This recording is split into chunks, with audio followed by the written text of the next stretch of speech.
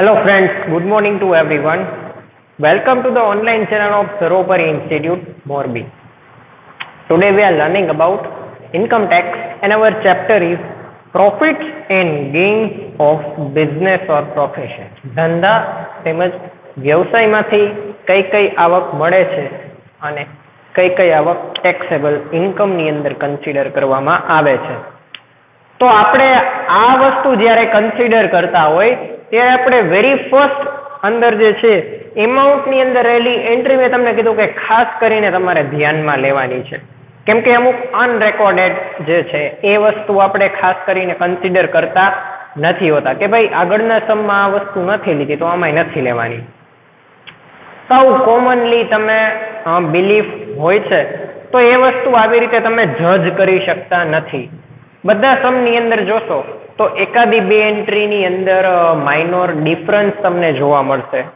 Yes, અમુક entries જે matching હશે, પરંતુ જો રિસિપ્ટ એન્ડ પેમેન્ટ ઉપરથી આપણે એકાઉન્ટની અંદર એન્ટ્રી કરવાની થાય, અધરવાઇઝ પ્રોફિટ અને લોસ ઉપરથી જો તમારે એન્ટ્રી કરવાની થાય તો બેની અંદર વેરિયન્સ, બેની અંદર ડિફરન્સ ક્રિએટ થશે. તો આ પ્રકારની સિચ્યુએશનની અંદર તમે શું કરશો? તો તમારે સ્ટેટમેન્ટ તમારે માઇન્ડમાં ક્લિયર કરવાનું છે. એટલા માટે થઈને આપણે ફોર્મેટ પણ પ્રોવાઈડ કરેલું છે. લેક્ચર નંબર 1 તમે જોશો ઇન્કમ ટેક્સનો, એની અંદર તમને ફોર્મેટ પણ પ્રોવાઈડ કરેલું છે. સો એકોર્ડિંગ ટુ ધ ફોર્મેટ તમામ પ્રકારની તમારી એન્ટ્રી થવી જરૂરી છે. બરોબર છે? ફોર્મેટ શું કામ જરૂરી છે? ઘણીવાર એવી રીતે હોય કે ભાઈ ફોર્મેટની અંદર અમુક એન્ટ્રી તમને મિસિંગ લાગે. તો એવું જરૂરી નથી કે ફોર્મેટની અંદર કોઈ બી એન્ટ્રી મિસિંગ છે અને આની અંદર એન્ટ્રી આવેલી છે. તેવું નહીં માનવાનું આપણે. બરોબર છે કે ફોર્મેટની અંદર તો આ એન્ટ્રી નહોતી એટલે આપણે સમની અંદર ભાઈ શું કામ આ એન્ટ્રી કન્સિડર કરીએ. અમુક કેસીસમાં તમને જોવા મળશે કે આપણે ફોર્મેટની અંદર જે એન્ટ્રી લખેલી હતી એ પ્રમાણેની એન્ટ્રી આની અંદર ન બી હોઈ શકે. બરોબર છે? પણ જનરલી એ ડિપેન્ડ કરે છે એડજસ્ટમેન્ટ ઉપર. સ્ટેટમેન્ટની અંદર તમને એન્ટ્રી આપી દીધેલી છે એટલે એ તમે સ્ટેટમેન્ટમાં વ્યવસ્થિત પ્રોપરલી તમે એના જે ટ્રાન્ઝેક્શન છે ક્લિયરલી તમે કરી શકો છો. પરંતુ આપણે મેટર એ વસ્તુ કરે છે કે એડજસ્ટમેન્ટની અંદર તથા સ્ટેટમેન્ટની અંદર બે કોમન એન્ટ્રી છે. મીન્સ કે ધારી લ્યો કે બેડ ડેપ્ટ રિઝર્વ આપણને સ્ટેટમેન્ટની અંદર પણ આપેલી છે અને એડજસ્ટમેન્ટમાં પણ આપેલી છે. તો બંને વચ્ચે કઈ રીતે આપણે ઇન્ક્રીઝ અને ડિક્રીઝ કરવાની થશે, તો આ વેલ્યુને આપણે ખાસ કરીને ધ્યાનમાં લેવાની છે કે ભાઈ એની અંદર આપણે કોઈ પણ પ્રકારનો ફેરફાર કરવો હોય તો કઈ વસ્તુ ખાસ કરીને ધ્યાનમાં લેવાની છે. તો ખાસ હું તમારું ધ્યાન દોરું છું, ઇમ્પોર્ટન્ટ પોઈન્ટ છે કે તમારે વેરી ફર્સ્ટ એડજસ્ટમેન્ટ અને સ્ટેટમેન્ટને બે વખત શાંતિથી જોઈને, ડાઉટ લાગે તમે પેન્સિલથી ટીક કરો, એન્ટ્રીને તમે લાસ્ટમાં રાખો.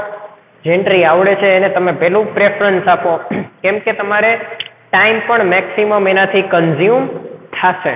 તો એક માસ્ટર કી છે આની માટે થઈને કે તમે પેન્સિલથી જે પોઈન્ટ ડિનોટ કરો છો, જે એડજસ્ટમેન્ટને ડિનોટ કરો છો એ તમે પ્રોપર વેમાં સમજી શકશો. ઓકે, નાવ આપણે રકમ જોઈએ. Page number 34, illustration number 13. Sri Somnath is a leading consulting physician. The following is the summary of his cash receipt and payment for the year ending 31st March 2020. Yes, મેં પહેલા જ એ વસ્તુનું ધ્યાન દોર્યું છે કે આપણે જોવાનું છે કે જો રિસિપ્ટ અને પેમેન્ટ ઉપરથી આપણે એન્ટ્રી કરવાની થાય તો આપણે અહીંયા ડાયરેક્ટ એન્ટ્રીઝ બધી કરવાની રહેશે. અને જો પ્રોફિટ એન્ડ લોસ એકાઉન્ટ અને ટ્રેડિંગ એકાઉન્ટની એન્ટ્રીઝ આપણે કન્સિડર કરીને સમ કરવાનો થાય તો સૌથી પહેલા આપણને અહીંયા નેટ પ્રોફિટની એન્ટ્રી હશે. તો સ્ટેટમેન્ટનો આન્સર જોઈને તમને આઈડિયા આવી જશે કે જે સ્ટેટમેન્ટમાં નેટ પ્રોફિટ પ્રોવાઈડ કરેલો છે, અધરવાઇઝ જે ઇન્ફોર્મેશન નેટ પ્રોફિટ એકોર્ડિંગ આપેલી છે તેની અંદર પ્રોફિટ એન્ડ લોસ એકાઉન્ટની ડિટેલ્સ હશે, ડાયરેક્ટ એન્ટ્રી હશે, તેનું રિસિપ્ટ અને પેમેન્ટ એકાઉન્ટ ઉપરથી એન્ટ્રી કરવાની થશે. You are required to prepare a statement showing his taxable business income. Okay? So first આપણે ડેબિટ સાઇડ થી સ્ટાર્ટ કરીએ to opening cash. Opening cash આપણને આપેલી છે 66,000. ત્યારબાદ કન્સલ્ટેશન ફીઝ, કન્સલ્ટન્ટ સલાહકાર, બરોબર છે. તો બિઝનેસની અંદર ઘણીવાર આપણે એવા કન્સલ્ટન્ટની જરૂર પડે કે આપણે અમુક એવા કેસીસની અંદર કાંઈ પણ પ્રોબ્લેમ્સ અધરવાઇઝ કાંઈ પણ એવું ક્રિએટ થાય તો આપણે કન્સલ્ટન્ટ દ્વારા એ વસ્તુનું સોલ્યુશન કરી શકીએ. Consultant fees 29,70,000. જો કન્સલ્ટન્ટ છે એ આપણે બિઝનેસ માટે સ્પેશિયલી હાયર કરેલો વ્યક્તિ છે, high paid person of the company, that is consultant, કે જે પોતાના એક્સપિરિયન્સ ઉપર તમને જે છે મોડર્ન ટેકનિક્સ વિશે નોલેજ પ્રોવાઈડ કરે છે. ત્યારબાદ સેલરી ફ્રોમ મેડિકલ કોલેજ 36,800. ત્યારબાદ છે સેલ ઓફ શેર 30/6/2019 બ્રેકેટમાં ડેટ આપેલી છે 1,15,000. ત્યારબાદ બેંક ઇન્ટરેસ્ટ 2,200. નેક્સ્ટ છે dividend 12,000. Loan from bank, bank પાસે લીધેલ loan amount 20,000. Cash gift on son's marriage, that is 90,000. Okay, another side, first entry, by expenses of the consulting room, amount છે 14,60,300, 14,60,300. Purchase of X-ray machine 5,87,500. X-ray machine purchase કરે છે એની value આપેલી છે. Motor car expense 33,000.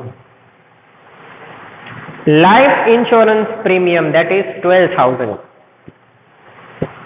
Marriage expenses of his son 1,15,120. Advance income tax 37,500. Household expenses 10,54,500. Closing cash 12,800. Now, total of both sides 33,12,000. હવે આપણે ધ્યાનમાં લેવાની છે એડિશનલ ઇન્ફોર્મેશન. હવાલા તમે સમજીને વાંચશો તો તમને એક્ઝેક્ટ આઈડિયા આવશે what they wanted to say. Very first, charge depreciation at the rate 40% on X-ray machine and 50% on motor car. જો એક જ એડજસ્ટમેન્ટમાં બે ડેપ્રિસિએશન એક સાથે આપેલા છે. ઘણીવાર આપણે પહેલી લાઈન કરીને કરેક્ટ નથી કરતા આખી લાઈન અને એડજસ્ટમેન્ટ કાઉન્ટ કરીને we are jump to the second. સો આખો એડજસ્ટમેન્ટ વાંચવા માટે હું એટલા માટે ધ્યાન દોરું છું. The written down value of motor car as on 1st April 2019 was rupees 1 lakh. Number 2, 1/3 of car expense is in respect of his personal use. હવે personal use વાળી વસ્તુ આપણે આની અંદર કાઉન્ટ કરવાની નથી. Number 3, unrecorded consultation fees amounted to rupees 1,61,500. બ્રેકેટમાં છે detected by the ITO after the security of passbook and other documents. Number 4, the amount of the bank loan was utilized for the purpose of marriage of his friend. તો આપણી પાસે mainly 4 adjustment છે. આપણે શું કરવાનું છે? નાઉ adjustment અને statement આ બંને વસ્તુ ક્લિયર થઈ જાય ત્યારબાદ આપણે એ વસ્તુ ઉપર ફોકસ કરવાનું છે કે આપણને જે સ્ટેટમેન્ટ પ્રિપેર કરવા આપ્યું છે એની અંદર ઇન્ડિવિજ્યુઅલ ઓર ઓર્ડિનરી રેસિડેન્ટ આ બે વસ્તુને ખાસ આપણે કન્સિડર કરવાની છે. ત્યારબાદ તો કે યર કન્સિડર કરવાના છે. This information is about previous year and assessment year. Information પ્રમાણે આપણે બે યર કન્સિડર કરવાના છે, that is previous year 2019-20, assessment year is 2020-21. આપણું છે ફર્સ્ટ સ્ટેપ ફોલો કરવાનું. ત્યારબાદ નેક્સ્ટ સ્ટેપમાં આપણે જઈએ તો હવે આપણે આન્સર તરફ જાય. Solution of this sum. પહેલી જ એન્ટ્રી છે ઓપનિંગ કેશ. તો એક કેશ એકાઉન્ટની અંદર આપણે મેન્ટેન કરવાની થાય. That is not from admissible expense or inadmissible expense. So that we are not considering this as in a statement. Consultant fees, yes, consultant fees એ આપણે સ્પેસિફિકલી બિઝનેસ માટે higher કરીએ છીએ, એટલા માટે થઈને કન્સલ્ટન્ટ ફી આપણે રેકોર્ડ કરવી જરૂરી છે. કન્સલ્ટન્ટ ફીઝ આપણને આપેલી છે 29,70,000, 29,70,000. Very first entry are passed for the consultation fees. Okay. Going to the next, salary from medical college. હવે કોલેજમાંથી એને સેલેરી આવે છે તો એ પ્રોફેશન માટેની થઈ. આપણે કાઉન્ટ કરી છે બિઝનેસ ઇન્કમ. તો બિઝનેસ ઇન્કમમાં આપણે પ્રોફેશન્સની ઇન્કમ કન્સિડર કરી શકીએ નહીં. તો second entry will be not passed. ત્યારબાદ છે સેલ ઓફ શેર. હવે શેર જે છે આપણે બીજી કંપનીના પરચેસ કરેલા હોય છે. બીજી કંપનીના પરચેસ કરેલા શેર છે એના રિલેશન આપણી કંપની સાથે કોઈ પણ પ્રકારે મેચ થતા નથી, તો એને આપણે પર્સનલ ઇન્વેસ્ટમેન્ટ તરીકે કન્સિડર કરવાનું છે. હવે પર્સનલ ઇન્વેસ્ટમેન્ટ બિઝનેસ ઇન્વેસ્ટમેન્ટમાં કન્સિડર ન થાય એટલે આપણે એની એન્ટ્રી પાસ નહીં કરી. ડિવિડન્ડ ₹12,000. હવે આપણે જે ઇન્વેસ્ટમેન્ટ કરેલું છે શેરમાં તો આપણને કંઈક રિવોર્ડ મળવો જરૂરી છે, તો એ રિવોર્ડના ફોર્મમાં આપણે જે વસ્તુ કન્સિડર કરીએ ઇટ ઇઝ કોલ્ડ ડિવિડન્ડ. તો એ હવે આપણને પર્સનલ બેનિફિટ તરીકે મળે છે, તો આપણે એને કન્સિડર કરવાનો થાય પર્સનલ યુઝ માટે, તો એને આપણે બિઝનેસ ઇન્કમ તરીકે કન્સિડર ન કરી શકીએ, એટલે એની નોટ આની અંદર કોઈ પણ જગ્યાએ કરવાની આવતી નથી. Next, loan from bank. હવે બેંક પાસેથી લોન લીધી છે. હવે આની અંદર પર્ટિક્યુલરલી એ લોકો એવું સ્પેસિફાઈડ કરેલું નથી કે લોન જે છે એ આપણે પર્સનલ યુઝ માટે લીધેલી છે કે બિઝનેસના પર્પઝ માટે લીધેલી છે. યસ, અહીંયા આપણે કમ્પ્યુટ કરીએ છીએ બિઝનેસ ઇન્કમ. તો બિઝનેસ ઇન્કમ આપણે કમ્પ્યુટ કરતા હોય ત્યારે એ લોન જો બિઝનેસ માટે હોય તો આપણે એ વસ્તુને આની અંદર કન્સિડર કરવાની થાય, પરંતુ આની અંદર જ્યારે સ્પેસિફાઈડ કરેલું ન હોય ત્યારે આપણે એને પર્સનલ તરીકે કન્સિડર કરીને આની અંદર આપણે એન્ટ્રી એની કરવાની નહીં થાય. ત્યારબાદ નેક્સ્ટ છે cash gift on son's marriage. That is out of business. Marriage is out of business. So it is clear that it will not considering in this statement. ત્યારબાદ આપણે જોઈએ તો next side, by expenses of the consulting room. Consulting રૂમનો expenses છે. હવે very first આપણે adjustment પણ clear કરી લઈ સાથે. તો એડજસ્ટમેન્ટ ક્લિયર કરી ત્યારે આપણને ધ્યાનમાં આવે છે charge depreciation on X-ray machine. X-ray machine પણ આપણે જે છે એ ચાર્જ કરવાનું થાય. But very first adjustment number 3, unrecorded consultation fees amounted to ₹1,61,500. જો અનરેકોર્ડેડ કન્સલ્ટેશન ફીસ છે, હવે બિઝનેસ માટે આપણે જો કન્સિડર કરીએ તો એ એક્સપેન્સ તરીકે આપણે એને ટ્રીટ કરશી, બરોબર. તો બિઝનેસનો એક્સપેન્સ છે તો આપણે જ્યારે બિઝનેસની ઇન્કમ કે એક્સપેન્સ કન્સિડર કરતા હોય ત્યારે એન્ટ્રી આપણે એની અંદર કરવાની થાય. તો એ આપણું એક one type of unrecorded consultation fees છે. તો ફ્યુચરમાં આપણે એ ફીસ ચૂકવવી પડશે. તો એ અત્યારે બિઝનેસ માટે એક્સપેન્સ છે તો આપણે એની એન્ટ્રી આની અંદર કરશી consultation fees into bracket unrecorded amount 1,61,500. આ વેલ્યુ આપણે ટોટલ અહીંયા કન્સિડર કરીને આ બંનેનો ટોટલ આપણે 31,31,500 અહીંયા મળે છે આપણને. ત્યારબાદ by expenses of the consulting room. સ્ટેટમેન્ટની બીજી સાઈડ આપણે રીડ કરીએ તો કન્સલ્ટિંગ રૂમનો એક્સપેન્સ. યસ, તો એ કન્સલ્ટન્ટ માટે થઈને કન્સલ્ટિંગ રૂમનો આપણે જે એક્સપેન્સીસ પેડ કરીએ તો બિઝનેસ માટે that is one kind of expense. તો આપણે એને એક્સપેન્સ તરીકે કન્સિડર કરીએ તો અહીંયા આપણે રેકોર્ડ કરવાનું થાય. એમાઉન્ટ છે 14,60,300. ત્યારબાદ નેક્સ્ટ છે પરચેઝ ઓફ એક્સરે મશીન. હવે એક્સરે મશીન ઉપર આપણે ડેપ્રિસિએશન ચાર્જ કરવાનો થાય છે, બરોબર છે. તો આપણે એના ઉપર ડેપ્રિસિએશન ચાર્જ કરીએ છીએ. Depreciation on X-ray machine 40% value છે. તો ટોટલ વેલ્યુના 40% આપણે કરીએ છીએ 14,60,300. તો ટોટલ વેલ્યુ આપણને કન્સિડર કર્યા બાદ મળે છે 2,35,000. જે એની બુક વેલ્યુ છે તેના ઉપર આપણે 40% ડેપ્રિસિએશન ચાર્જ કરવાનો છે.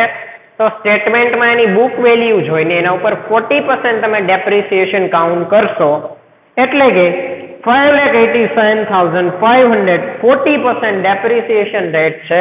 એ આપણને ટોટલ એમાઉન્ટ મળશે 2,35,000.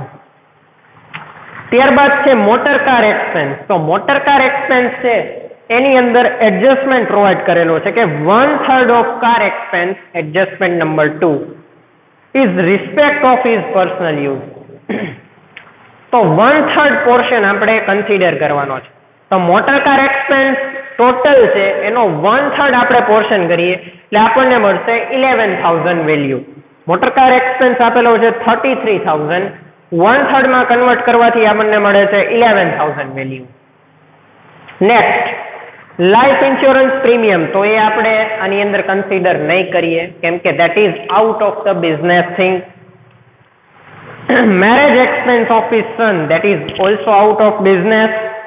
એડવાન્સ ઇન્કમ ટેક્સ તો આપણે ઓલરેડી એડવાન્સમાં પે કરી લીધો છે એટલે હવે આપણે એક્સપેન્સ તરીકે કન્સિડર ન થાય. એ હવે આપણી વન ટાઈપ ઓફ સેવિંગ્સ અથવા તો વન ટાઈપ ઓફ રિઝર્વ કે આપણે એ ફ્યુચરમાં હવે ભરવા નહીં પડે પૈસા.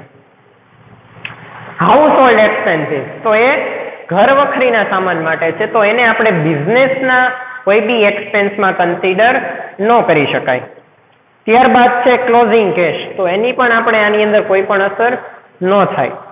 ત્યારબાદ ડેપ્રિસિએશન ઓન મોટર કાર માટે એક એડજસ્ટમેન્ટ છે 15% ઓન મોટર કાર આપણે ડેપ્રિસિએશન ચાર્જ કરવાનો છે. રિટર્ન ડાઉન વેલ્યુ આપેલી છે 1 લાખ. તો અહીંયા ડેપ્રિસિએશન ઓન મોટર કાર પેલા તો 1/2 આપણે એને કન્વર્ટ કરવાનો થાય. તો 1/2 માં કન્વર્ટ કરીએ એટલે આપણને મળે 50,000 અને ત્યારબાદ 50% ઓન રિટર્ન ડાઉન વેલ્યુ એટલે એના 15% કરવાના થાય એટલે એના 15% આપણને થાય 7,500 વેલ્યુ મળે. તો that is the value of depreciation on motor car 7,500. તો આ રીતે તમે જોવો તો સ્ટેટમેન્ટમાં મોસ્ટ ઓફ એન્ટ્રી આ રીતે કવર કરવાની થાય. એડજસ્ટમેન્ટ સાથે તમે સ્ટેટમેન્ટની કમ્પેરિઝન કરો. જે બે કોમન છે એ તમે પેન્સિલથી ટીક માર્ક કરીને એને તમે કોમન કરી લ્યો. ત્યારબાદ જે રિમેનિંગ એન્ટ્રીઝ છે એની તમારે આ રીતે અસર આપવાની થાય અને લાસ્ટમાં એડજસ્ટમેન્ટ વાળી એન્ટ્રી. જો તમે પહેલા એડજસ્ટમેન્ટ ફોલો કરશો તો મે બી કન્ફ્યુઝન ક્રિએટ થાય તો તમે એન્ટ્રી મિસ કરી દો. So this is the way to learn this sum and આપણની ટોટલ ટેક્સેબલ બિઝનેસ ઇન્કમ મળે છે 14,17,700. So here we are completing our sum. Thank you.